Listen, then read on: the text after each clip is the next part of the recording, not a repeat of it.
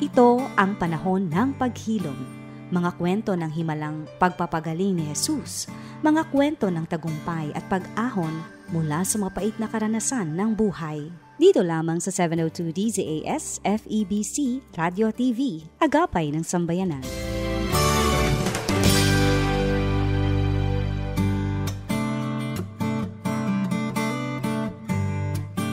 Magandang gabi, Pilipinas, at magandang araw o gabi saan man kayong dako ng mundo naroroon. Kayo po ay nakikinig sa ating programang Sa Panahon ng Paghilom, kung saan pinapakinggan ang inyong nararamdaman dito lamang sa 702 DCAS FM, AM Radio. Yan!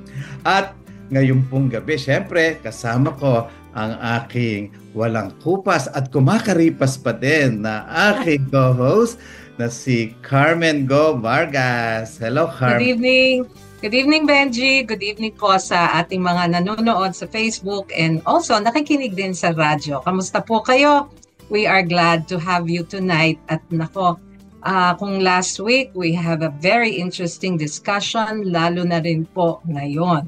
Ayan, dahil pitik tayo ngayon. Oo, marami tayong bisita ngayon, parents as well as our resource person para sa ating Project Dalisay. It's a fight against CSE. Yan. Ano nga bang CSE, Carmen?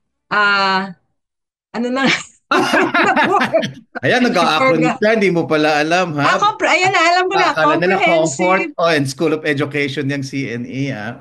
The Comprehensive Sexuality Education. Ayan. Nako, akala nyo ang ganda-ganda, pero hindi. Ayan. Oo.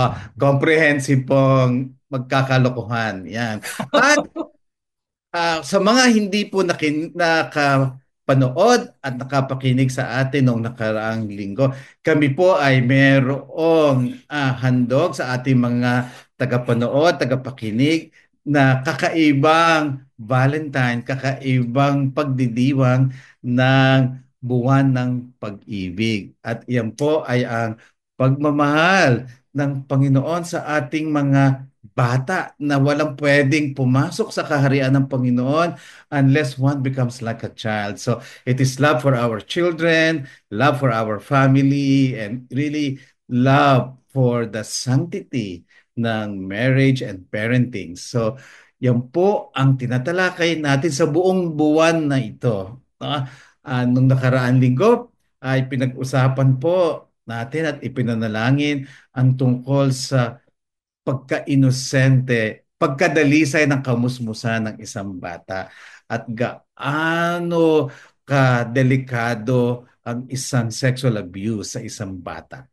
Ngayon naman po ay ating pupuntahan ang usapin tungkol sa parental authority. Ako, yan kasi ngayon ay mainit ang pinag-uusapan kaugnay sa yun nga, sabi ni Carmen, Comprehensive Sexual Education o ang CSE at yun din pong Memorandum Order number 31 no, ng DepEd.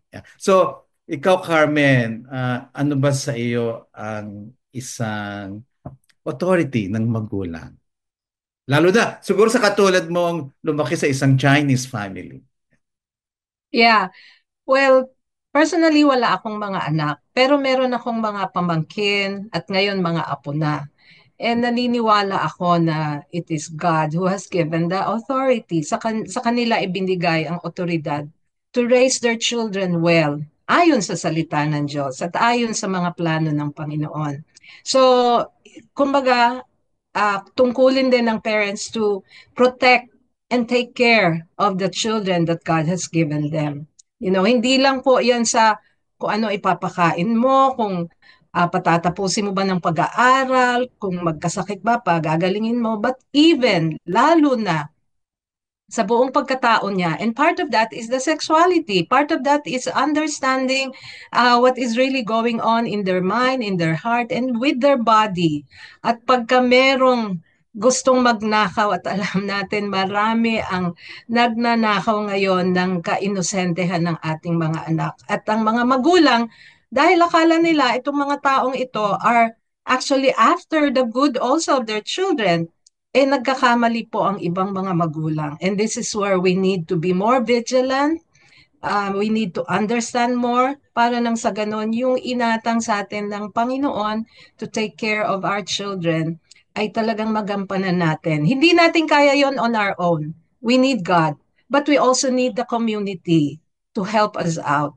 So itong ginagawa po ng Living Waters Philippines and even DZAS kasi nakakapag-broadcast tayo about this ay yung kung paano po ba mas maprotektahan ng mga magulang ang anak nila. So even if I am not a mom personally, but I feel like I'm a mom with my pamangkin and with my mga apo and even the children of my friends and mga kumare at kumpare. So it's really very important. Yon. Yan. Wow, Carmen, ikaw ay mother of the faith also. At, Praise God. at ako naman ay tatay ng isang teenager. Nakakaiba po ang magpalaki ngayon. Especially my son is 18-year-old. Really growing young boy. At ang dami na niyang sa henerasyon niya ngayon ay napapaligiran siya ng mga tinatawag nating woke gender Mm, ideology na talagang pwedeng mga kaklase niya, kinukwento niya na talagang pinopost na sila ay lesbian, sila ay gay, sila ay transgender, and proud of it. mm, Kasi nung panahon ko, elementary, high school, pag may ganun ka, issue ay talagang ang bigat na stigma at kahihiyan, no? Pero mm. ngayon, it's okay. At yan, titingnan natin yan, no? Kung ano ang nangyayari sa mga kabataan. Gusto ko lang i-premise itong usapan natin, no? Na ang Panginoon ay hindi natin nakikita, no? Pero alam natin, at wala rin siyang gender. Hindi siya babae, hindi siya lalaki, kasi uncreated being siya. Pero ang Diyos ay merong pusong ama at Mhm. pusong ina. Di ba? Yung pusong ina niya, yan yung nag-aalaga. Yan yung merong mercy, merong grace, merong tenderness. Yan yung pusong ina niya. At yung pusong ama niya, yan naman yung nagbibigay lakas loob. Yung empowering, yung Mm, matawag din sa pagkalalaki at pagkababae ng isang bata, no, gender identity. Kung kaya talagang inordain ng mm, Panginoon ang magulang bilang babae, bilang lalaki, bilang nanay at tatay para isalarawan at imodelo at ipadama yung kanyang pusong babae, pusong ina at pusong ama. Kaya sa akin ding pag-aaral nakita ko, ay kaya pala din sinabi sa Genesis 1:26-27, no, na God created male and female and together they reflect His image. No? Kung sino ang yeah. talagang male and female together, nanay at tatay together, yun yung kailangan para talagang mapalaki natin yung ating sons and daughters. No? So kapag yan ay winasak, niyurakan, o kaya ay binigyan ng ibang disenyo, apart from God's created order, magkakaproblema tayo kahit ano pang matatamis na lengguwahe at ilagay natin dyan. No? So, to talk more about that, no? Yung kahalagahan ng authority ng parents na hindi galing sa tao yan, galing sa sa Panginoon mismo, Mm. ay ang ating panauhin ay ang National Director ng National Coalition for Family and the Constitution. Wow, talagang Family and Constitution, bigatin. Oo. At alam nyo, siya po ay aking schoolmate sa Malolos. Oh, Pareho kami ng high school. Kaya I'm so proud of him. Marcelo H. Del Pilar High School. Pero kita naman siguro mas bata ho siya sa akin. Siya yung freshman nung ako ay third year na yata ako noon, if not senior year. At siya din po ay isa sa mga contributor sumulat doon sa libro na Faith and Bayan. No? At kasamahan ko po ito sa aming Project Dalisay. Kaya I'm so proud to introduce to you, becoming a good friend, si Pastor Kaloy Dino.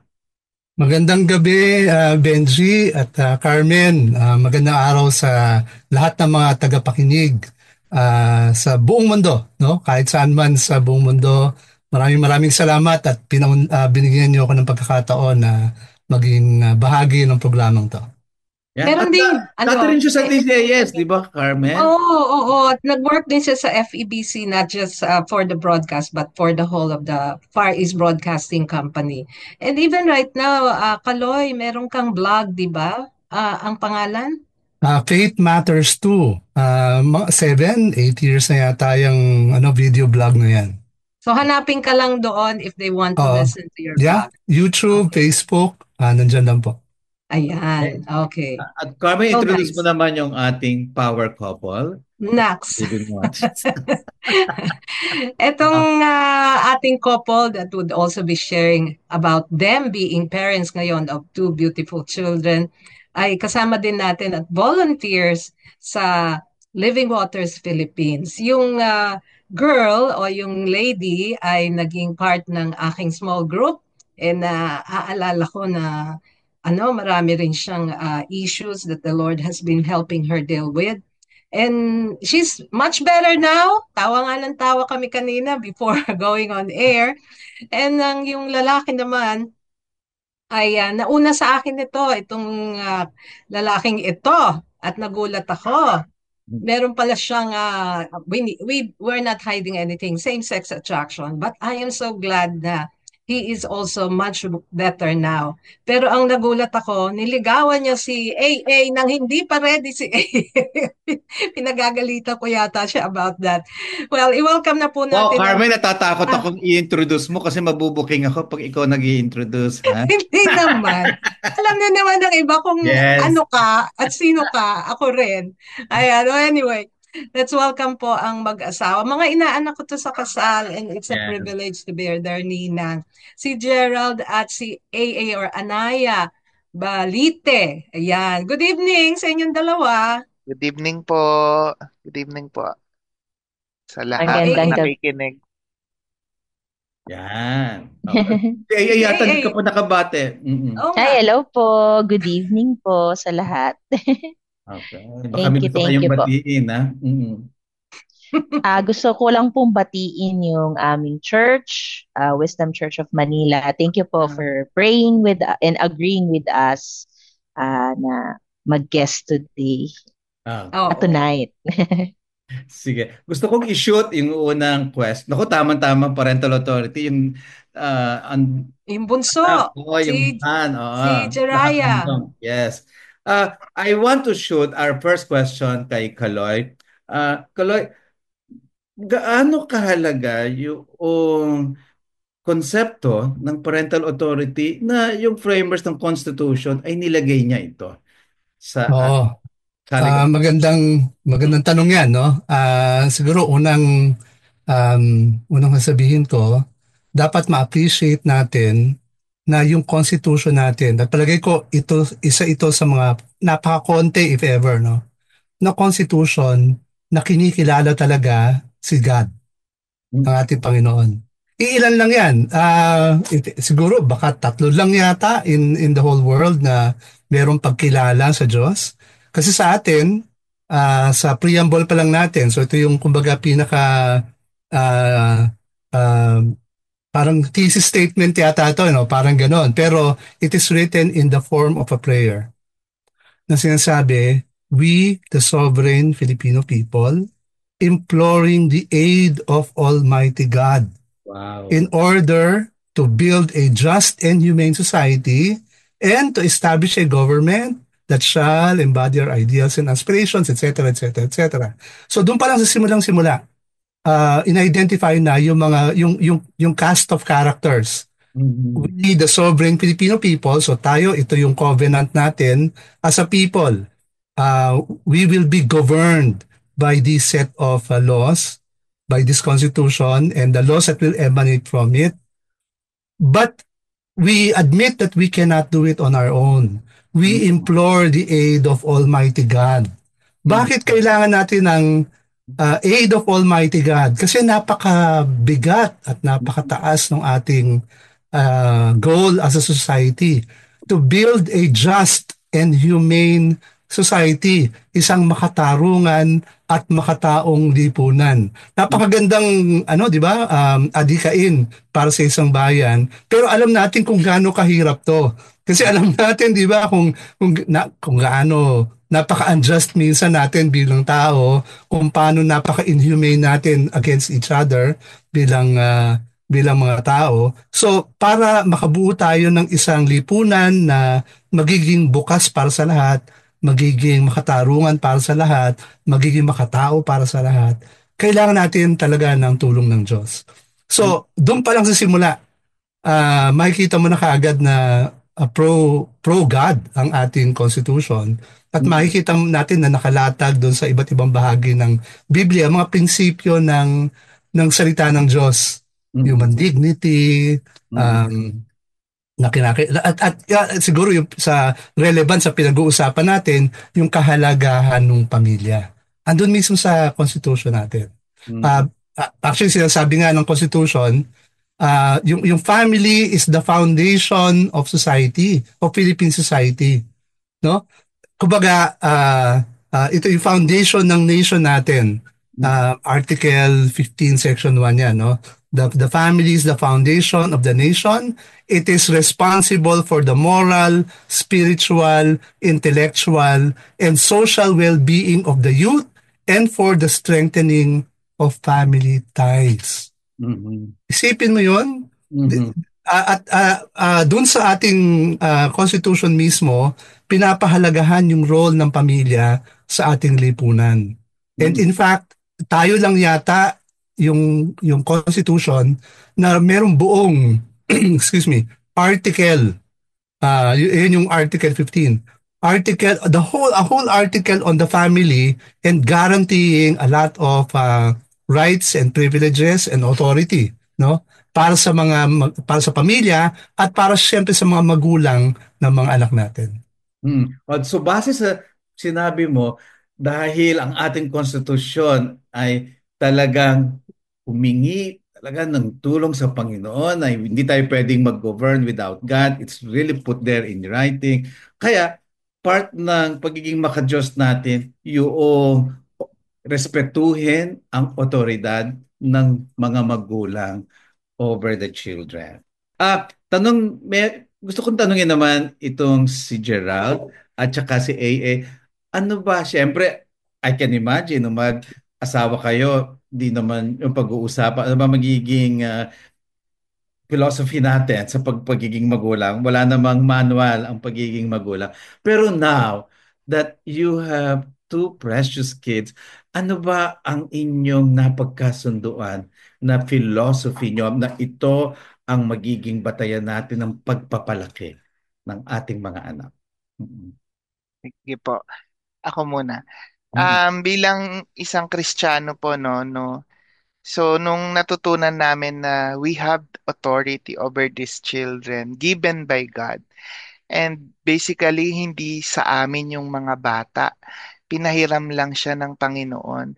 And when someone may pinahiram sa iyo, syempre aalagaan mo ito at kung ano yung binili nung nagpahiram sa iyo, yun yung gagawin mo. Hindi mo pwedeng kung ano yung gusto mo, yun yung gagawin mo. And that manual is the Bible. Ito yung binigay ni Lord na ito, palakihin mo ang anak mo sa katuruan ng Diyos, sa ano ang tama at mali ayon sa Biblia. And yun po yung naging pamantayan namin ni AA na papalakihin natin itong bata according sa salita ng Diyos. Always asking God ano bang gagawin, pag may mga decision, paano ba namin sila papalakihin. Yan. Ikaw, AA. Ikaw, AA. Ako po, palagi ko tong sinasabi sa madaming tao na lumaki po ako sa church. Bata pa lang, alam ko na po yung konsepto ng going to church every Sunday. Pero I'm speaking in behalf of all the people na alam ang Bible, pero I'm speaking in a place of experience na I tried to go away with the Bible. I tried to do it my way.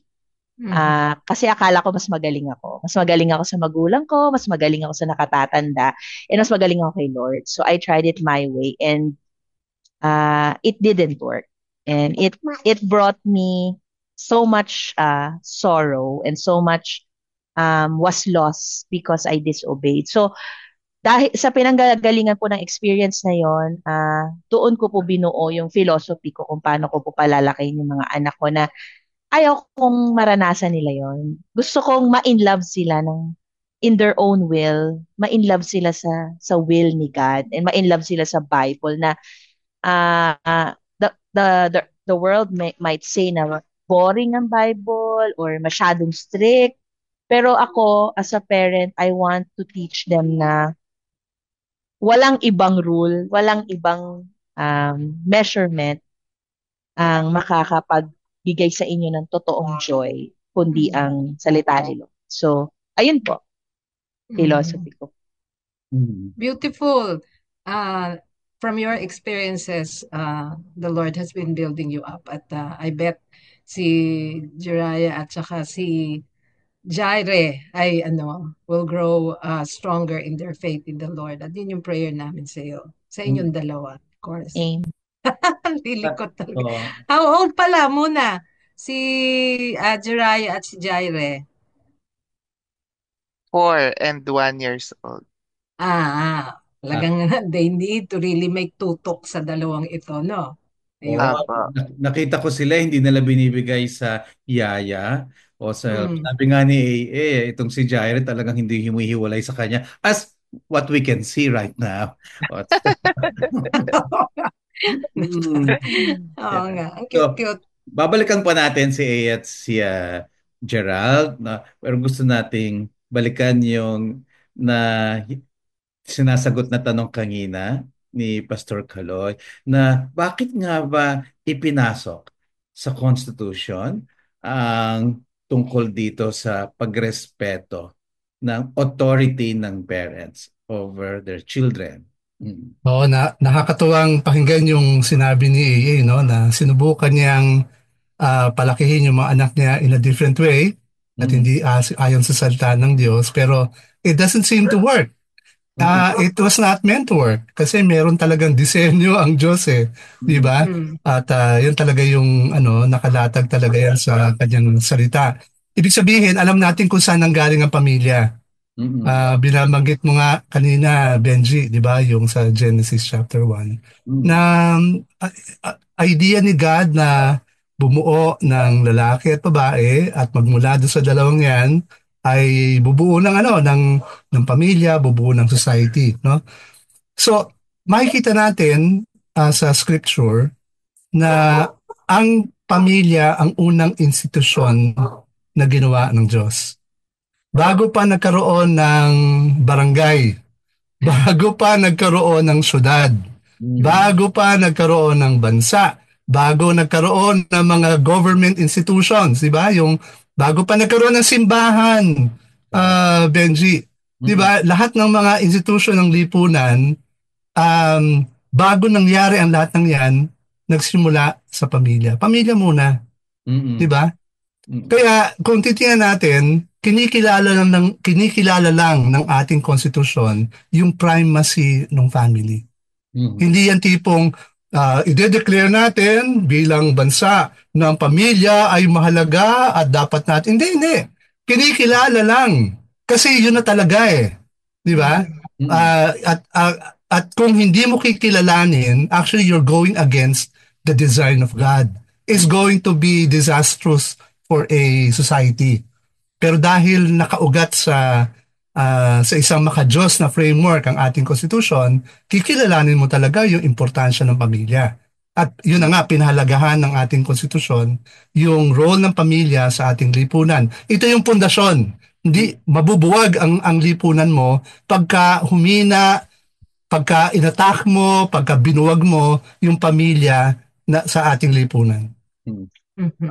Carmen, gusto ko yung sinabi, ngayon ko lang napagtanto na bago nagkaroon ng syudad, bago nagkaroon ng barangay, ng bansa, ay pamilya muna. Yeah, Yun kasi yung pinaka-basic unit nga ng ating lipunan. true. Mm-mm. Kasi si Adam and Eve, the family na sila. Then Mhm. binigyan sila ni God ng anak, 2 anak. And from there, dumami na tayo at naging isang syudad, isang community, or whatever. Pero it started with Adam and Eve. And by the way, kahit wala pang anak, you're already a family, Adam and Mhm. Eve. But then, God is so gracious, binigyan tayo ng mga anak. At yun Mhm. naman yung poprotektahan natin ngayon. Wow. At it sent me into thinking just now, listening to you and to Kaloy, na talagang pati ang simbahan at ang ministeryo, ang ating pagmi-minister sa iba is simply an overflow of what we have in the family. An overflow of what I have in my marriage, of what I have in parenting my kids, of what happens in the home. At pag tinignan natin this is digressing a little bit, no? Pag tinignan natin yung mga sexual scandals na nangyari sa mga uh, big name pastors and denominational heads, kita mo na kasi ang natutukan ay ang magpalago ng simbahan, pero the home is collapsing or he's accountable in his home life. So talagang ganong kasagrado at ganong ka-importante talaga ang pamilya. No? So ngayon gusto kong tanungin naman si AA at saka si Gerald uli, no? Na paano nyo ine-expose o hindi ine-expose? Paano ang pagpoprotect nyo? Paano nyo pinapalaki ang mga anak nyo, especially sa babae sa lalaki, sa panahon ngayon? Sabi nila, ang hirap daw magpalaki ng bata ngayon kasi nga yung tinuturo ng magulang ay kakaiba sa tinuturo ng social media. When I was a kid, my parents had no social media to talk against, no? Or ang tinuturo ng magulang, yun din ang tinuturo ng guro. No? Pero ngayon, iba. Tulad nga nitong CSA curriculum, no? Na iba yung magtuturuan ko yung anak ko na ikaw ay lalaki, no? Ikaw ay babae. Pagdating sa eskwelahan, kung ayaw mong maging lalaki, pwede ka namang maging babae o bakla, okay lang. At nakalagay mismo yung Kaloy, di ba? Mismong provision doon na in the issue of masturbation as a private thing, this is confidential, you don't need to tell your parents. So, talagang may encouragement na itago sa magulang. So, kayo, AA at JJ, given this woke ideology na ngayon ay maugong sa ating lipunan, paano nyo hinuhulma ang inyong mga anak, especially sa issue ng sexualidad? Pero bitinin natin muna muli kasi we need to take a break, a quick one, and then pagbalik po natin, sagutin nyo ang aming tanong, AA and Gerald. When we come back dito sa ating programang Panahon ng Paghilo.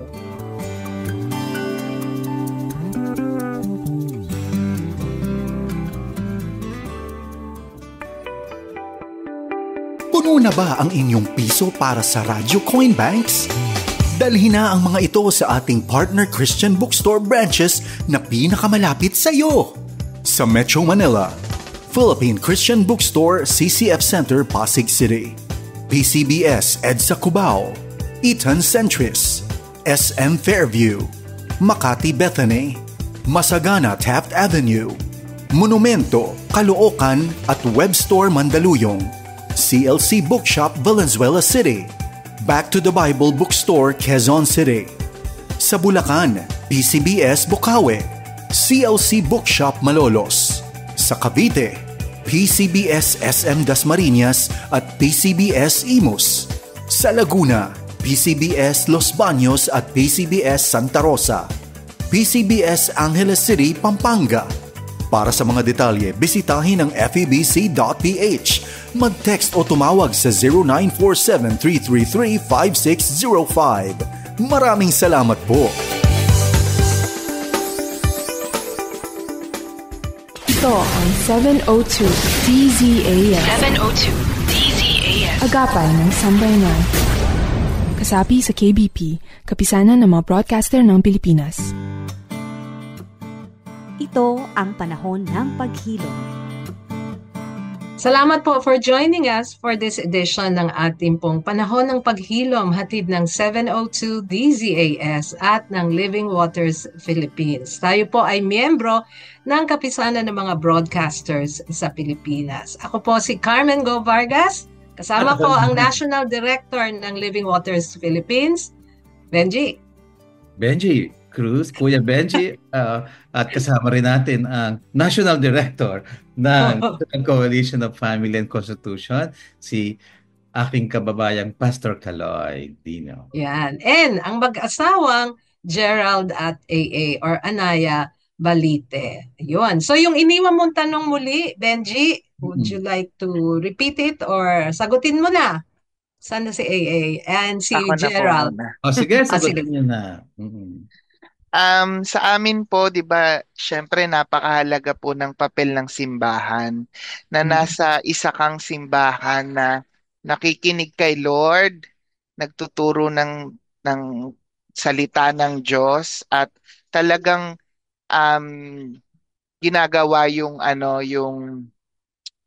yung nasa Bible, talagang tinuturo.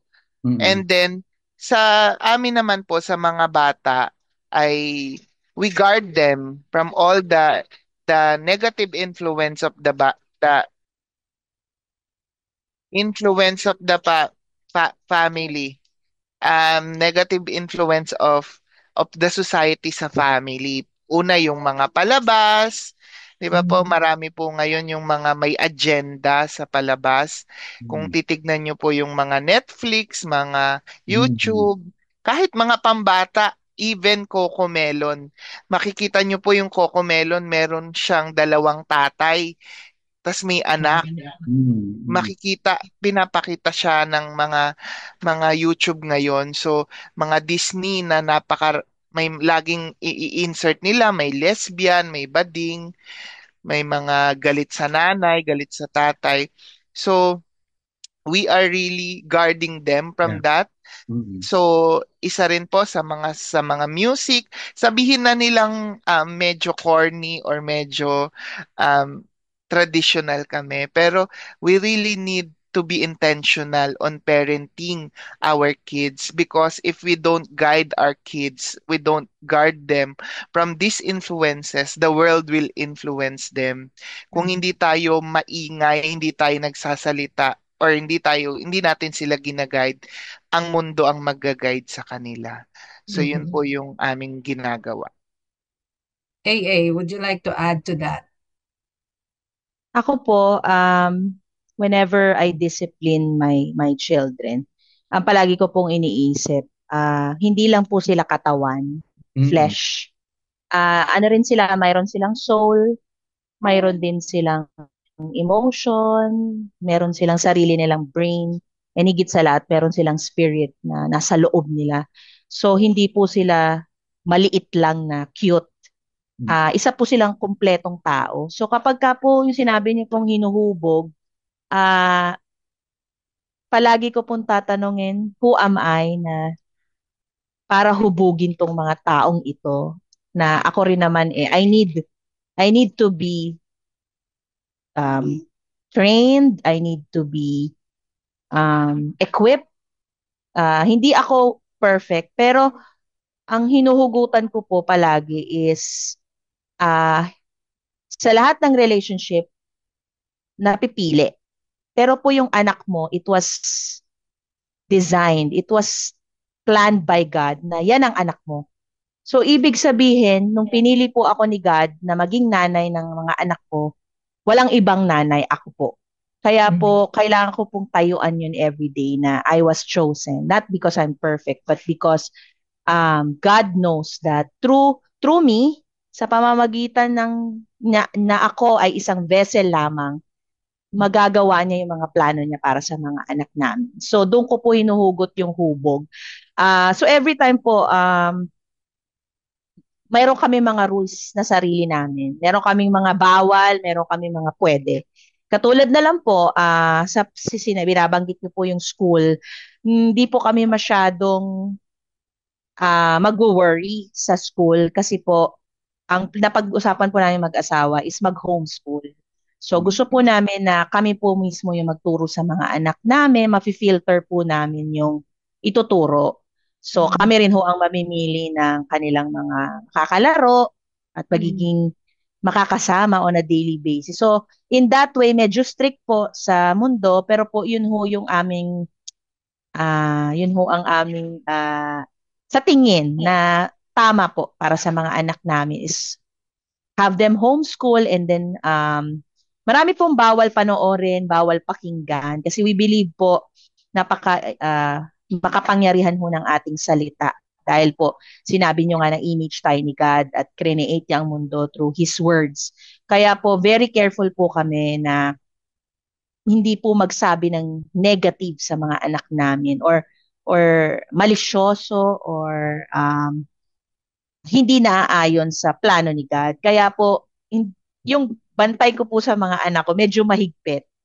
Especially kapag words at visual. So, yun ho. Yun po yung mga pamantayan or way namin sa loob ng bahay. Oh, gusto ko And yung it doesn't pagiging- look easy.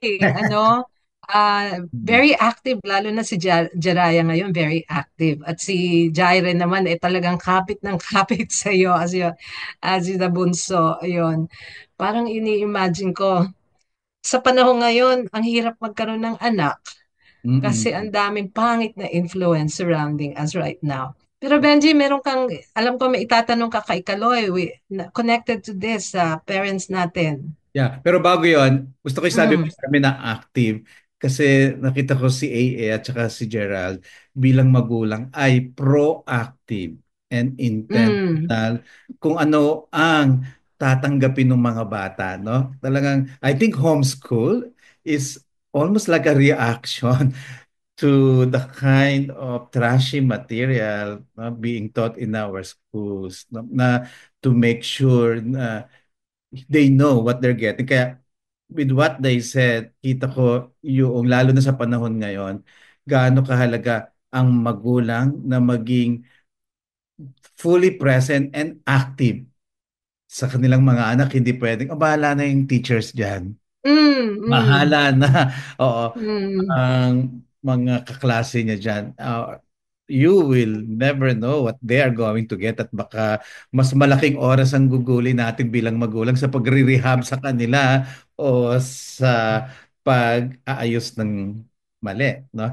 Sige, Carmen, babalikan natin yung tanong natin kay Pastor Kaloy kasi napansin ko ang dami ngayong mga panukalang batas na talagang nakakahindik na hindi mo iisipin kahit just 8-10 years ago na isusulong, no? Mga same-sex marriage, soji, no? Divorce, at itong CSE or Senate Bill 1979. At pag tiningnan mo, may mga pinupuntirya sila na isa sa mga common sa kanila ay ibaba yung authority ng parents at mas ipagdiwang kung ano yung nararamdaman ng bata, no? And they call it enlightenment and independence. At nandun din yung pag-sexualize ng mga bata na wala nang pakialam sa magulang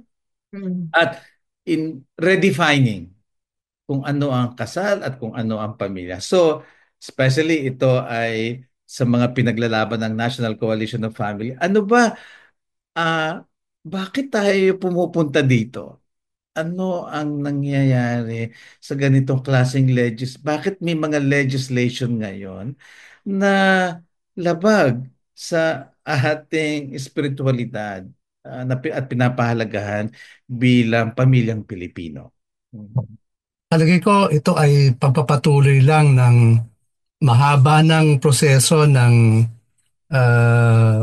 paglaganap ng yung very secular na pananaw sa buhay. Binanggit mo yung Enlightenment. Ano pa yan eh? 17th century, di ba? Kumbaga, reaction to dun sa panahon na napaka-dominant ng church sa Europe.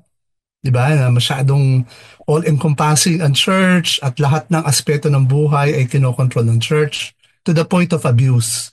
No, meron talagang panahon sa history ng simbahan na nalayo din eh. At naging lumagpas ang simbahan doon sa authority din niya na in fact yung naging napaka-abusive din ng church for a period of time, no? So meron kang naiintindihan natin sa takbo ng kasaysayan na pagka merong abuse sa isang aspeto, magkakaroon talaga ng reaction yan. So I think yung Enlightenment was a reaction to the abuse, centuries abuse ng simbahan. At ang nangyari dahil ang simbahan din naman ang nag-alaga doon sa mga unang mga nag-involve sa science, sa pag-explore ng karunungan, ng truth, no? So yung mga unang nakadiskubre ng katotohanan ay iniipit din ng simbahan dati, di ba? Pero eventually, nung nakaranasan ng konting kalayaan yung mga scientists, nagkaroon ng pakiramdam siguro yung mga scientists na hindi na natin kailangan ang religion. Di ba? Kasi alam na natin ang katotohanan. Ito, nakita na natin ang totoo. Nakita na natin kung paano talaga tumatakbo ang mundo, hindi katulad ng sinasabi ng mga religious leaders natin, ganito pala talaga ang mundo. So ngayon, hindi na natin kailangan ang Diyos. Mahabang kasaysayan na ito, no? At ito'y pagpapatuloy lang ng exploration ng mga tao sa kung sino ba siya talaga, pero ayoko nang kasama ang Diyos habang in-explore ko ito. Siguro yung pwede natin ugatin yung kung ano yung meron tayo ngayon na pahipaglaban siguro sa yung sex revolution ng mga 60s, 70s sa US. Reaction din yan doon sa napaka-prudish na kultura ng US during the earlier part of their history. At nung nakaranas yung mga Amerikano ng hindi naman pala kinakailangang maging prudish ako. Pwede ako maging malaya sa aking sexualidad. 'Di ba? Yung I can have sex without guilt. At palagay ko ito ay reverberation nung sexual revolution na 'yan. Isipin natin, 60s pa 'to. Anong dekada na ngayon? Anong century na ngayon, 'di ba? 2020s na, 2025 na nga eh. Pero yung reverberation nung revolution na 'yan, hanggang ngayon nararamdaman natin. Pero pumasok na sa iba't ibang mga aspeto. Tinitingnan na ngayon na dahil malaya ang sexualidad at dahil sa contraception, 'di ba, yung naging malaya ang mga kababaihan na makipag-sex na rin kahit kanino at a certain point, yung women's liberation became at the forefront. Naging mainit yung issue ng dapat meron gender equality, dapat ang lalaki at babae ay pantay lang, na malaking issue sa US at sa West. Dahil sa usapin ng gender, tingin ko doon nakapasok yung pag-uusap ng actually hindi lang naman dalawa ang gender. Dahil may iba akong nararamdaman sa aking sarili at wala na akong harang, di ba? I am free to think about and feel about and experience what I want to experience. May kalayaan akong pag-isipan, ano nga ba talaga ang gender ko o a gender identity ko? Bumukas na yung pagiging, yung desire to be free. The desire to be free from the shackles of religion. The desire to be free from the imposition of a monolithic religious institution that dictates upon my freedom. Parang ganyan yung pakiramdam eh. And therefore, any institution that tries to dictate on me, lalabanan ko ito. No? Yan yung naging pakiramdam ng especially mga academic experts sa West. No? Yan yung naging naging parang philosophy that they're pursuing. Dahil dito, nagkaroon ng mga pananaw na kinakailangan palayain natin ang mga tao kasi nasashackle sila. At siguro dito nanggaling yung perspective na may mga batas na pumipigil sa ating kalayaan. At ang objective natin ngayon bilang isang grupo na mas enlightened, alam natin ang katotohanan, di ba? Kinakailangan palayain natin ang mga naiipit na mga batas.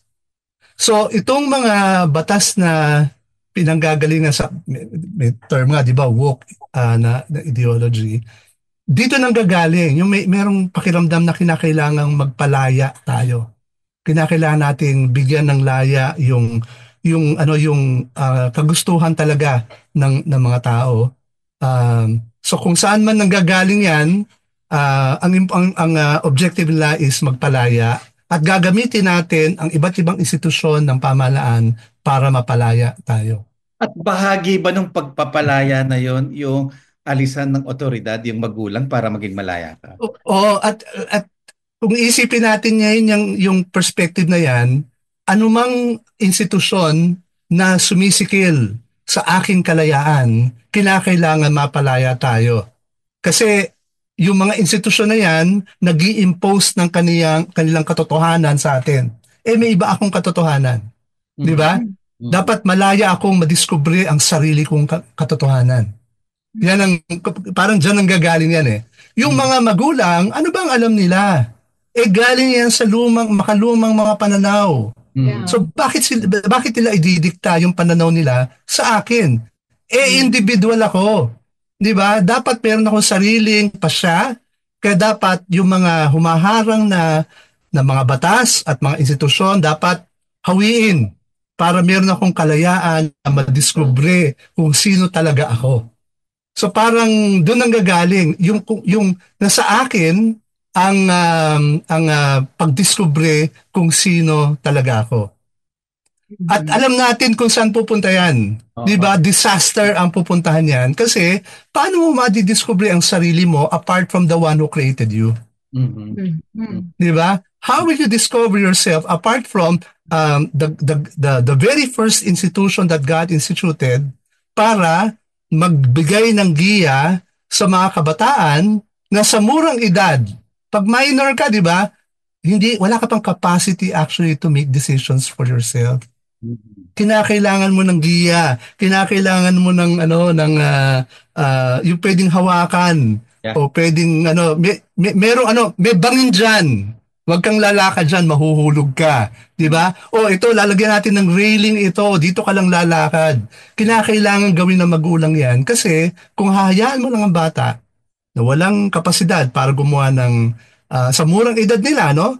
Yung brain development, sinasabi ng science ngayon, 25 years old bago mahinog. Di ba? So yung kabataan na supposedly bibigyan mo ng kalayaang mag-decide for themselves, they do not have the capacity really to make that decision at that point in time. Kailangan mo talaga ng magulang na magbibigay ng giya. Pero dahil sa pakiramdam ng mga dito nanggagaling sa perspective na ito, parang sumisikil sa kalayaan natin. Kinakailangan palayain natin itong mga kabataan na to. At yung pamilya, isa yun. Kumbaga, kinakailangan pigilan natin yung pamilya from preventing us from finding our true selves. Pero ang malungkot kasi din dito, even if mahal ng magulang yung kanilang mga anak, nanggaling din sila sa pamilya o magulang na they also don't know any better. So paano ba na may magaganda naman din kasi, like yung sinabi mo na nag-abuse din ang church noon. So we need to also find the freedom from the Word of God. Kaya lang ang marami sa parents ngayon do not know where to start. Can you give us an idea, parents, anong pwede ninyong gawin? Yung ganoon. Alam mo, galing na rin sa'yo Carmen. Actually, wala tayong ibang pupuntahan kundi salita ng Diyos. Di ba? Wala tayong ibang source of wisdom at truth kundi ang scripture. At yun yung gustong banggain ng iba't ibang mga ideologies, iba't ibang mga perspectives that want to be free from institutions like the church, no? Yung institution naman ng church is also founded on the Word of God. Di ba? Kaya may church galing kay Christ at yung New Testament scripture at yung Old Testament scripture ang ginagamit nating parang guidance on how the church is to be established. Pero founded ito on the person of Jesus Christ. Pero once we depart from the Word of God, and there are cases na nagiging napapalayo, no, ang ating mga simbahan sa salita ng Diyos, pagka ganon, talagang magkakaroon ng... Parang ang iniisip ko dito, ang hirap naman din kalabanin. Yung mga ibang institution like our government, supposed to be, yung sinabi mo kanina, Kaloy, na the government, our government, ang Pilipino, pinapahalagahan kagad ang salita ng Diyos. But then again, as we proceed in obeying the law, parang yung iba lumilihis. Like this one, na ang comprehensive sexuality education, nilalagay nila again sa ating constitution or sa ating government. And then yun ang i-impose nila. It sounds so good, but it is also evil. So how do we fight this? Kasi lalo na like si AA at saka si Gerald, they want the best for their children. So talagang binabantayan nila. Pero may mga parents, they trust the government, they trust the school that they will not do anything bad for their children. Parang iniisip ko, actually kahit sa panahon ni Benji, o panahon ko, mas matanda ako kay Benji, gusto rin ng parents ko the best for me, but they also don't know how to do it in such a way. So, pwede bang labanan natin? Actually, like now, we're fighting against CSE of the government. So, paano na in their small way? I like the idea na binigay ni Gerald at ni AA. Hindi lahat ng pinapanood, hindi lahat ng sasabihin ng iba, they will listen to it, but they will learn how to listen to them as the parents. Yun. So, Kaloy, can you add some more on this? Oh, sorry nagkaroon ako ng internet problem kanina, no? Okay lang. You got my question. Pakiulit na lang. Kasi sa dami ng kalaban mo, minsan bilang magulang, yan na, ang cellphone, internet, yan na yung sa school mismo, lalo na kung parang mabait ang school, ang teacher. Siyempre, ang anak mo, hindi naman din, I heard from some parents na mahirap din mag-homeschool. So, ibigay mo na lang muna sa school. So, how do you fight this? How do you work on this? Ako, ang tingin ko ganito, no? Hindi naman bago itong nangyayaring ito eh. Imagine lang natin, no, yung mga unang Kristiyano nung first century. Wala, di ba? Mas matindi ang laban ng mga Kristiyano during that time kasi minority. Konti lang ang institution that will really protect the Christian family. Or practically nil, no? Meron kang konting recognition na, sige, respetuhin namin, kakaiba kayong religion, sige, respetuhin natin ng konti, pero may mga pagkakataon, may mga panahon nung first century, second century na, ay nako, mapanganib to, limbasin natin sila. Di ba? And yung the overall culture around them was really hedonistic, di ba? Yung walang limit sa pwedeng gawin mo sa human bodies. So they were living in an environment na para sa mga Kristiyano actually very dangerous. 'Di ba? But actually yun yung mga panahon na talagang nape-preserve yung faith, no? Kasi may stark contrast between what is God saying in His Word and what the world is saying. Stark contrast, di ba? So masyadong malinaw kung anong path ang susundin natin at anong path yung hindi natin susundin. Ang importante doon is, unang-una, meron kang Holy Spirit. Di ba? If you are a follower of Jesus Christ, ang promise niya is you have the Spirit in you. Di ba? And then you have the Word of God. So the more that you immerse in the Word of God, the more that the Spirit is able to remind you of His truth. If you do not know the Word of God, may sinasabi na yung Holy Spirit sa'yo, hindi mo ma-discern. Di ba? So tapos, ikato niyan, dapat meron tayong talagang period of prayer na kinakausap natin, Lord, give me guidance, give me the wisdom to address the issues I'm facing. Di ba? So, meron tayong mga tools available. Hindi iba yan. Nung unang panahon, ganyan na yan. Sa panahon natin ngayon, ganun pa rin. So, pag nagkulang tayo sa mga elementong ito, pag hindi tayo nagdi-discern sa promptings ng Spirit, wala tayong alam sa Word of God, wala tayong panahon for prayer, maliligaw ka talaga. Di ba? Kung mas pinapakinggan mo, even as a Christian, kung mas pinapakinggan mo ang mensahe ng mundo, maliligaw ka talaga. Magiging confusing talaga. So, ang obligasyon natin bilang mga magulang, duty natin bilang mga magulang, ay maging maalam tungkol sa Scripture. Dapat we are on our knees. Dapat dinidiscern natin yung movement ng Spirit sa buhay natin. Kasi ipaparanas naman ng Diyos yan eh. Diba? Tapos, based on that, dito natin pwedeng sabihin na train the child in the way he should go. Diba? Kung alam mo the way that child should go, then you begin the training of the child. If you do not know the way you should go, you have no capacity to train your child. Tapos, ang maganda rito, dahil nasa pangangalaga natin yung mga anak natin, di ba? Yung primary na pakikinggan ng mga anak natin, at least for the first 7 years yata yan, di ba? Wala silang ibang papakinggan kundi tayo. Kahit na meron silang nakukuhang message sa labas, babalik sa atin, Mama, bakit sabi nung kaklase ko ganito? So meron tayong opportunity to guide them. Kung hindi natin alam kung anong sasabihin, kasi wala tayong alam sa Scripture, kung wala tayong panahon para kausapin sila, may impluwensyahan talaga ng mundo yan. Di ba? At ito yung period na kinakailangan talagang pangalagaan natin, bibigyan ng giya yung mga anak. Kasi any age past the age of 7, pahirap na ng pahirap po, hindi po ba? Pero pagka na-set natin ng tama ng first 7 years, kahit pa anong bagyo ang dumating sa mga anak natin, may impluwensya niyan, syempre, pero ang importante dito, may alam na sila kung ano ang tama at mali.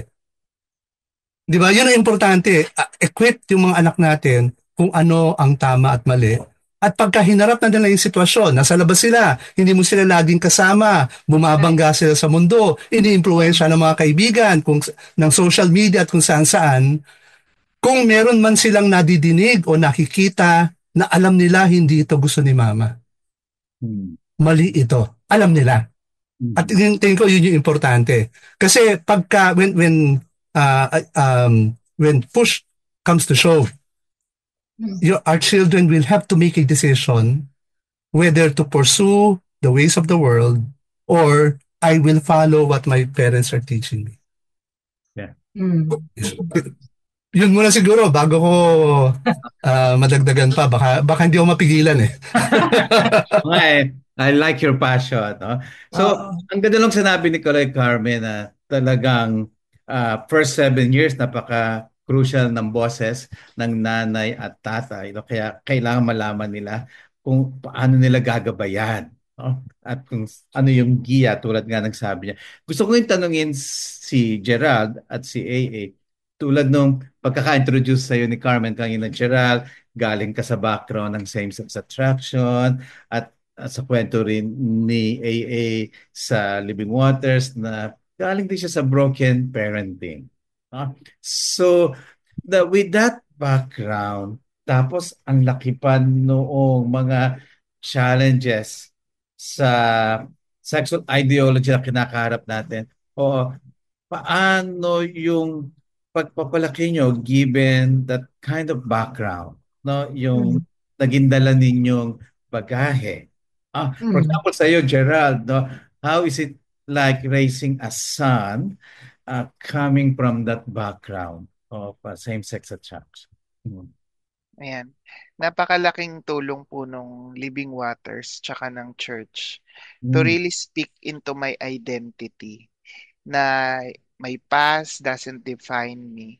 And I have this parang new identity na yung tama at totoo kong identity in God. So that's what I live on ngayon. And it's really important then to really be spirit-led in guiding your child kasi sabi nga napakadaming mga influences sa labas and ako rin growing up na hindi naman perfect ang parents ko, you really need to depend on God.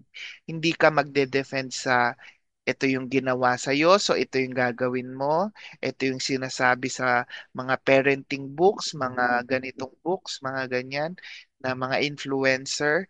But you really need to depend on God and you really need to be spirit-led in leading your kids. And maganda rin po yung sinabi ni Pastor Kaloy na relationship. Mahalaga po yung relationship sa mga bata na it's not really about the rules but because you have this relationship with your child that they would really naturally follow you because they know that you love them, they know that you really respect them at hindi mo sila ilalagay sa pagkakamali. And maraming mga kabataan ngayon, no, malayo ang loob sa kanilang mga magulang, nagre-rebelde sa magulang because yung magulang, they don't see their kids as they don't build relationship with kids. Puro na lang rules, puro lang rules. Ito yung tama, ito yung gawin mo. But you really need to depend on God and you really need to um, develop your relationship with your kids para yun nga, train them up the way they should go. So doon po kami na kahit hindi kami galing sa perfect parenting, may grace si God. And God is really God of second chances. Wow. Yan. Wow. Beautiful. Redemption. AA. Ayan, thank you po sa makabagbag na question. So, yes po, galing po ako sa madramang buhay. Yun po yung kagandahan nun, walang tapon kay Lord. Kahit may drama yung nakaraan mo, mapapakinabangan ni Lord yan. So, sa case ko po, natutunan ko na magpatawad. In order for me to be a good parent, kailangan ko matutunan patawarin yung nakaraan. Patawarin kung sino man yung nakasakit sa akin or kung ano man yung hindi ko natanggap na pagmamahal. So doon ko po siya kinuha yung forgiveness. Kasi po, ang hirap po magsimula ng pamilya na galit ako. Yun rin ho yung maibibigay ko sa mga anak ko, yung galit ko. So, nakaraan na yun, ano ang pwede kong magawa sa future? Ako po, produkto po ako ng madramang nakaraan. So, hindi ko na po mababago yun. Pero may chance po akong baguhin yung mga anak ko. May chance akong pagandahin yung buhay nila better than what I have received. Yun naman po yung goal na 10 times better sila sa atin. So, ang ginagawa ko po, I start with in the form of humility na hindi ko kaya lahat, na limited po ako. Ang kaya ko lang is umasa sa Panginoon and do my part as a parent. So, meron rin po ako mga sacrifices na kailangan kong i-let go para po mas mabigyan ko ng oras yung mga anak ko. And sabi nga po ng asawa ko, relationship. So, yung mga bagay na pwede kong gawin, pwede kong isabay sa parenting, na sa tingin ko naman pwede, nile-let go ko pa rin. Katulad po ng pagtatrabaho ng sobra-sobra or yung sobrang OT, hanggang 8 hours lang o minsan 4 hours pa. So, sabihin po nating andaling sabihin kasi nga mahirap ang buhay. Pero yun po yung sacrifices na worth it, na natutunan ko na kaya kong i-give up lahat, including material things, including yung luho ng buhay in exchange for a time with my children. So, ang napansin ko sa mga anak ko, hindi naman sila magastos kasi breastfeeding sila. So, salamat sa Panginoon, salamat sa prayer, salamat sa mga kaibigan, naitawid po namin yung breastfeeding. Hindi po kami dalawa lang ang trumabaho noon. Marami po. It takes a village to raise a child, sabi nga po, no? So marami po kaming hininga ng tulong, tinanong, umamin po kami na we need help to raise these children. So, ayun po, simple lang naman po pala yung mga anak natin, hindi nila kailangan ng sobrang magarbong buhay. Mas kailangan nila po dun sa sabi nyo ang first 7 years ng buhay nila, yung oras namin. So, ayun ho, 24 hours kami magkasama at yun po. Wala po kaming lugar na pinuntahan na hindi sila kasama, including the restroom. Minsan po yung mga anak ko dumidede pa habang kumakain, habang naliligo, wala pong pinipiling oras. Kaya po, nakita ko naman po na nagbunga yung sacrifice na yon. Hindi na sayang. Sulit na sulit po kasi po nakita namin na lahat po ng sinasabi namin sa mga anak namin, sinusunod nila. Not because they're fearful, not because pinalo namin sila, but because naintindihan nila na mahal namin sila. And yun po yung natutunan ko na time and humility. Mm-hmm. Wow, thank you, Gerald. And sa the way you're raising your children now, kasi nga, totoo yung the first 7 years kung hindi nga naramdaman ng bata na may pagmamahal at may pag-aaruga ang magulang niya, kahit ano pang sabihin niya ng magulang na yan, parang hirap paniwalaan. Wow, thank you. You're raising your children that way. This is still a fight, Benji and Kaloy. It's still a fight for our children. Mm-hmm. And Gerald and AA, they are living the talk, no? I'm so inspired with the way you are fully present to your kids, no? Now, may oras pa naman tayo, Carmen. Marami pa.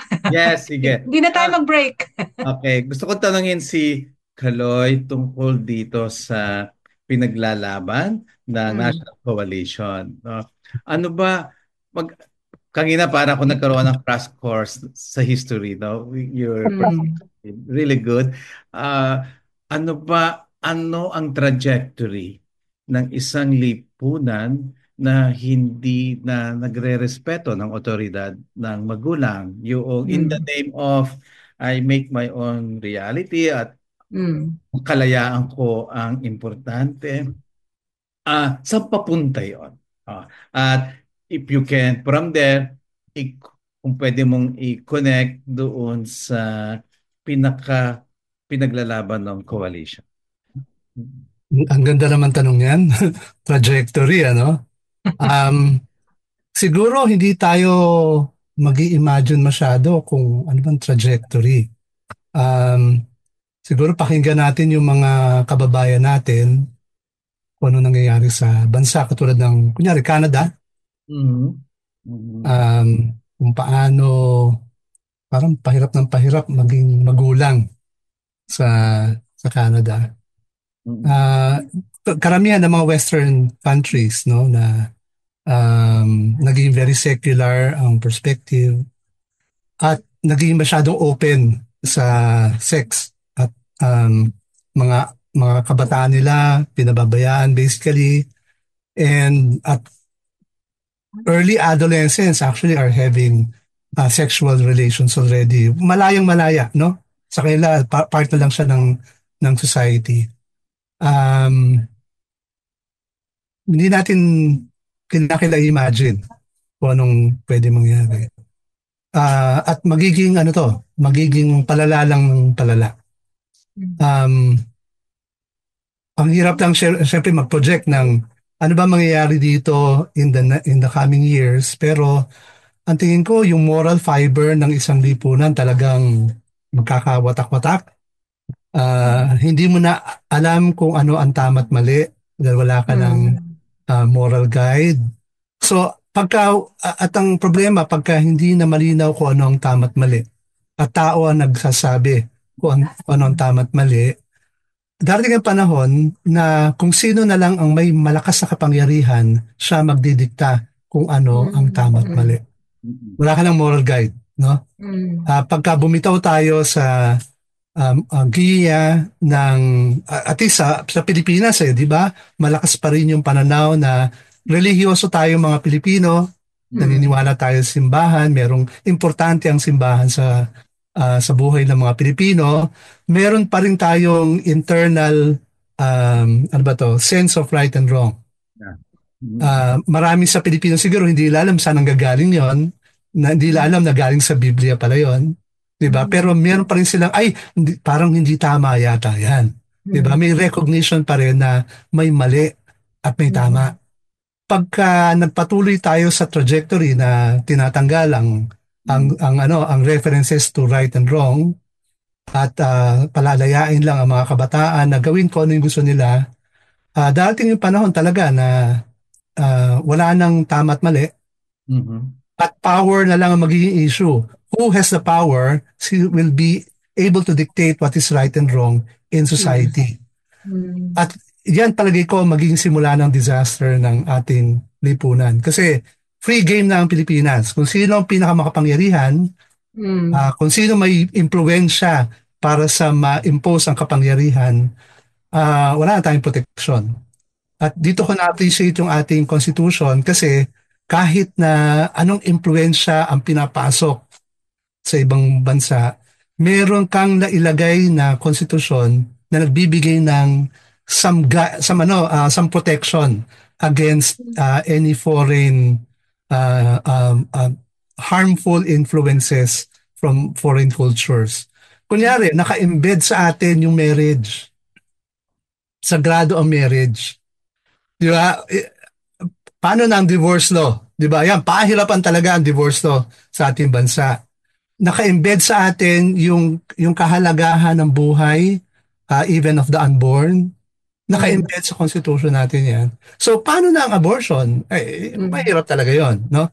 Yung naka-embed sa atin na gender, man and woman. So, paano mo gigibain yan? Mag-iimbento ka ng iba't ibang paraan to introduce other ideas of gender identity. So meron kang giya na ina-establish sa ating konstitusyon, at yun yung sinasabi namin na kinakailangang unang-una protektahan, i-defend natin yung konstitusyon natin. Kasi maganda yan, biyaya ng Diyos ang ating konstitusyon. Bilang mga Kristiyano, dapat ma-appreciate natin yan. Biyaya ng Diyos ang ating konstitusyon. Kaya any attempt to amend the Constitution, malalim natin dapat pag-iisipan. Hindi tayo dapat basta-basta nag-iisip na, sige na nga, pagpalit na lang tayo. We will open ourselves to, yung paggiba ng mga guardrails natin. No? And then, dahil pinoprotektahan tayo ng Constitution, meron tayong tool, meron tayong instrument to defend ourselves, kinakailangan i-defend natin yung institution ng family sa ating bansa. Anong mangyayari moving forward? Nakikita namin na mukhang kinakailangan i-review yung iba't ibang mga batas na sinusulong. Magtatapos na naman ng Congress, so yung risk of laws being introduced na labag sa Constitution ay magiging maliit na. Pero pagka bumoto tayo ulit ng mga senador at mga congressman, gagawa na naman ng mga batas yan. Siguro, ganyahin natin yung mga tagapakinig natin na pumili tayo ng mga kandidato o mga prospective public officials na may respeto sa ating konstitusyon at may respeto sa relihiyon ng karamihan ng mga Pilipino. No? So, yan ang bigyan natin ng pansin. Maging maingat tayo sa pagpili ng mga leaders. But beyond that, kinakailangan maging involved din tayo mismo sa mga batas na ginagawa. Huwag natin ipagkatiwala lang sa mga lawmakers natin na may mga kanya-kanyang agenda rin na sinusunod. Tayo na rin mismo gumawa ng mga proposed laws natin Yan yung ginagawa ng mga lobbyist na nagpapasok din sila ng mga batas. Gawin na rin natin yun siguro, no? Gawa tayo ng mga batas. Isa na siguro yung sinasabi namin, siguro dapat merong family commission ng ating bansa or Department of Family or whatever, no? Yung baga magsalang tayo ng mga proposed laws para mapatatag ang institusyon ng pamilya sa ating bansa. Pero and siguro lastly, no, dahil medyo limitado na rin siguro yung oras natin, ang isang nakikita namin na mukhang dapat bigyan ng pansin dahil ang criticism sa mga Kristiyano ay wala tayong pakialam. Maraming nangyayaring social issues, teenage pregnancy, di ba? Yan yung mga may mga binabatong accusation sa mga Kristiyano at marami sa accusation may katotohanan. Dahil sa desire natin na pangalagaan ng ating pamilya, nagtago tayo sa ating sariling mundo. At ito yung criticism nila, wala naman kayong pakialam sa lipunan eh. So, bakit kayo nangingialam sa amin? Di ba? Yan ang criticism. Pag may problema, may issue sa lipunan, nasaan kayo? Sa totoo lang, marami naman sa atin, may ginagawa naman talaga. Pero dahil hindi tayo mayabang as Christians, di ba? Hindi natin pinagmamalaki, hindi natin binobroadcast. Marami tayong ginagawang mga magagandang mga proyekto, mga programa para matulungan ang mga mahihirap, matulungan mga pamilya.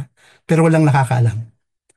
Siguro, hindi naman sa pagmamayabang, pero para maging ilaw, di ba, a light on a hill, parang ganyan, mailagay lang natin na maging light on a hill para maging example for everybody else.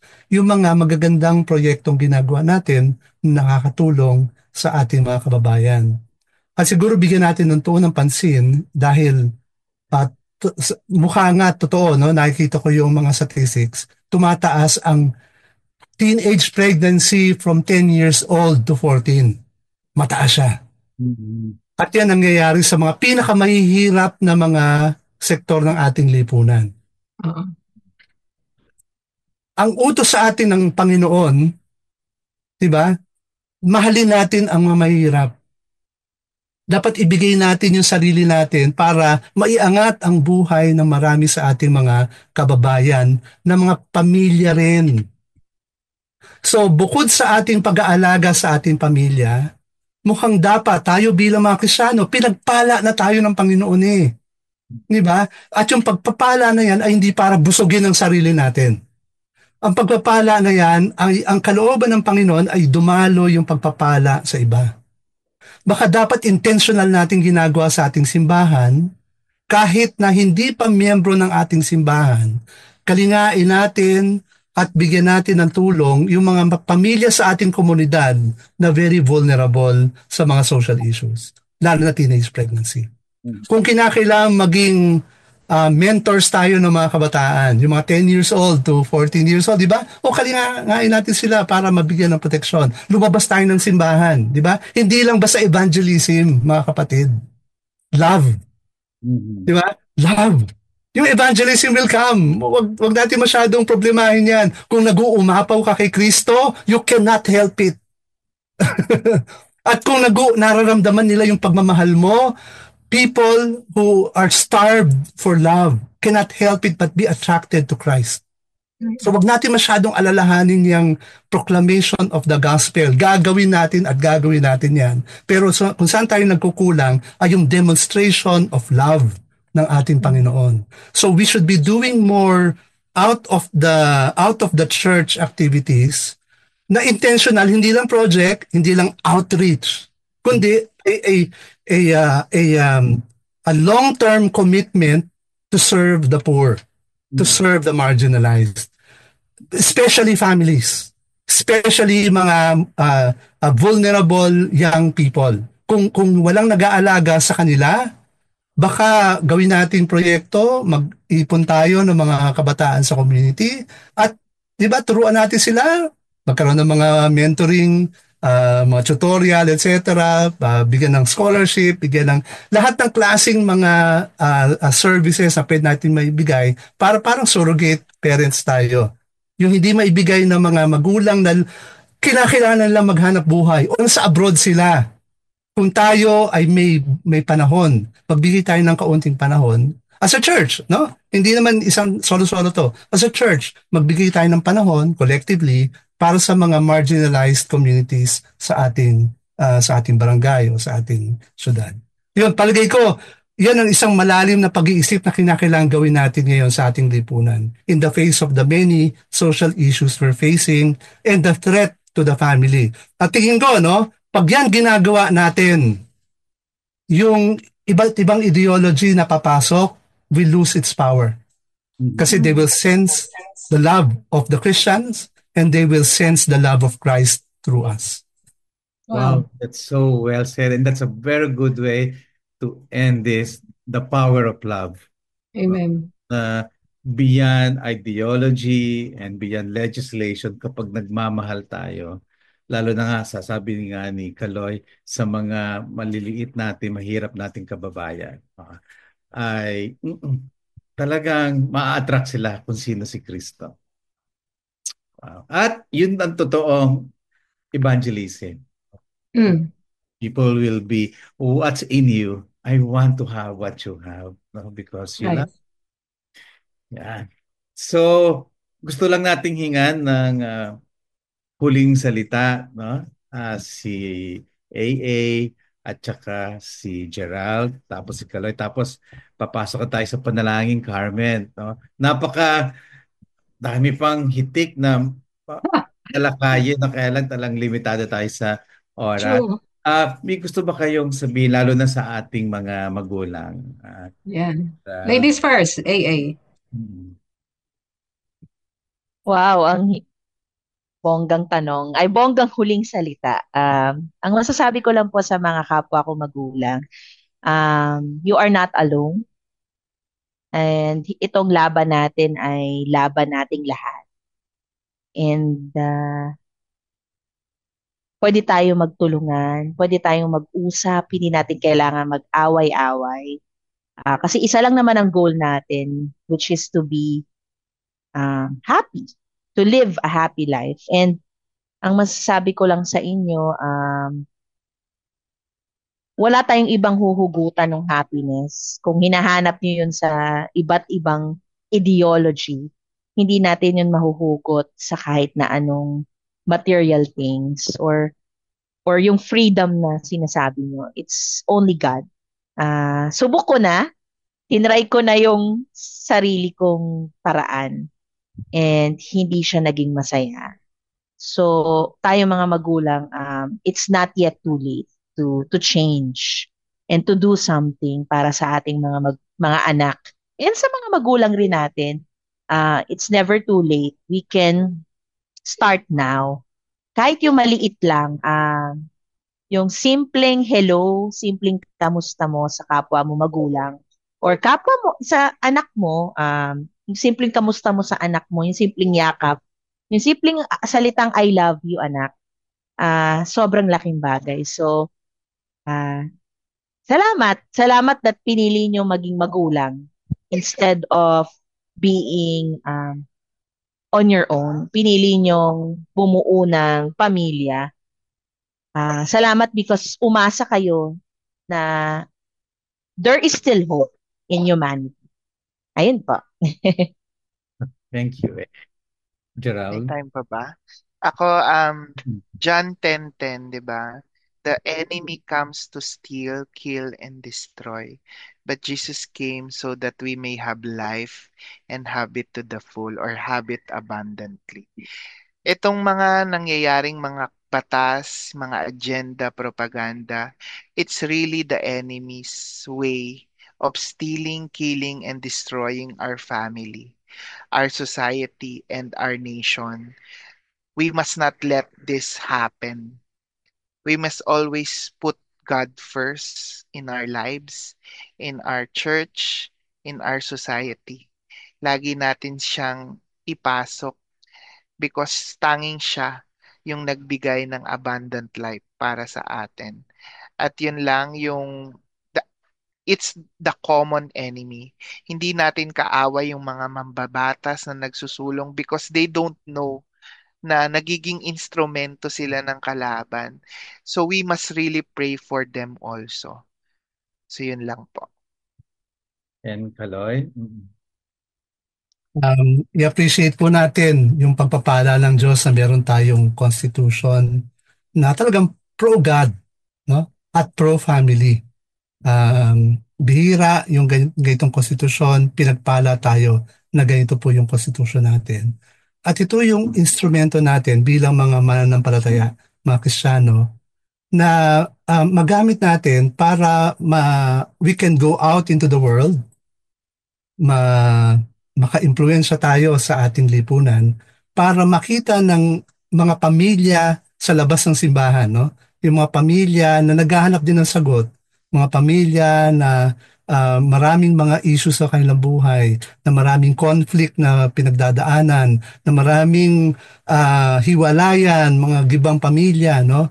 Ito yung instrumento natin para makalabas tayo sa mundo, dala ang ating scripture, hindi tayo hinahadlangan sa ating lipunan na magdala ng Biblia at gamitin natin ang ating pananampalataya para makatulong din tayo sa ating mga kapwa na mga pamilya rin, no?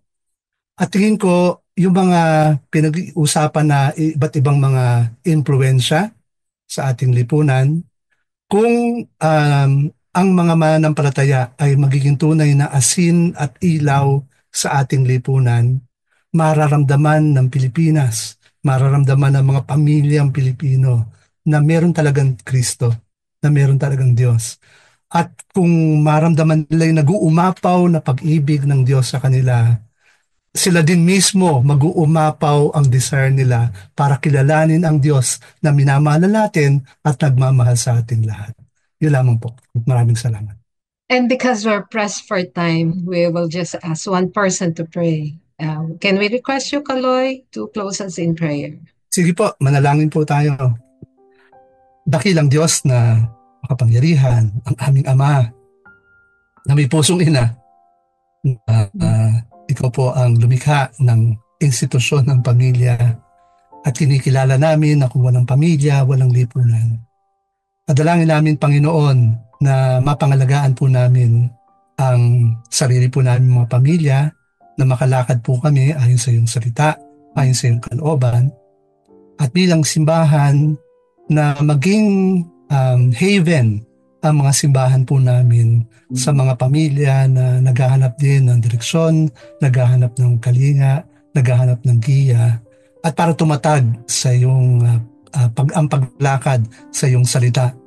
At nawa, Panginoon, sa panahon ng tumatatag sa aming pong pananampalataya, hubugin mo kami, ihanda mo kami para maging instrumento ng pag-ibig mo sa aming pong kapwa. Sa aming pong lipunan ngayon, napakarami pong mga issues, ang mga pamilya, nabubuwag ang mga pamilya. Pero kami po ay niligtas mo na. Kami ay binabago mo na. Kami po ay hinuhubog mo na para maging instrumento ng pagpapala at pag-ibig. Gamitin mo kami, Panginoon, para po sa mga pamilyang giba, sa mga pamilyang hiwalay, sa mga pamilyang naliligaw, sa mga pamilyang hindi makita ang iyong ilaw. Gamitin mo kami, Panginoon, para madala ang iyong ilaw sa mga pamilyang ito.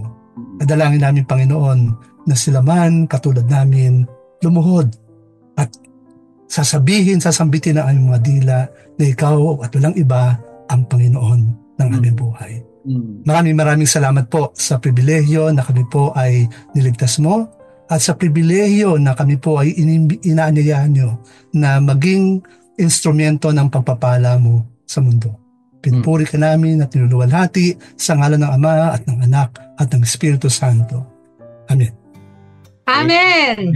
Wow! Wow, very beautiful, not just a discussion, but really engagement sa ating mga magulang at mga anak. At doon sa panalangin din ni Kaloy, nag-steer up sa akin na of course, tayo mga Kristiyano, hindi natin gusto itong CSE, hindi natin gusto itong memo, pero ginamit ng Panginoon para pukawin ang damdamin ng simbahan, para magising mula sa pagkakahimbing, no? At talagang tumayo at lumaban. Naging viral ang video ng Project Dalisay at humantong sa ang ating sariling presidente mismo ay nagdeklara na ibibito niya ang ganitong klaseng panukalang batas. So, may ginagawa ang Panginoon sa kasaysayan ng ating bansa. Sabi nga ni AA, walang tapon kahit may mga nangyayaring hindi maganda. Ganyan ang ating Diyos. He redeems everything in our lives. Yun. So thank you sa mga naging guests natin, sa mag-asawang Gerald at AA. And we thank the Lord for how you will bring up your children, si Jiraya at si Jaire. And of course, my former kasama sa FEBC, sila ni Nicolay ang pangalan ng iyong may bahay, tama? Nicolaina. Nicolaina, may kulang pala ako. Pakikamusta ako. Ayan, si Kaloy Dino. Yun.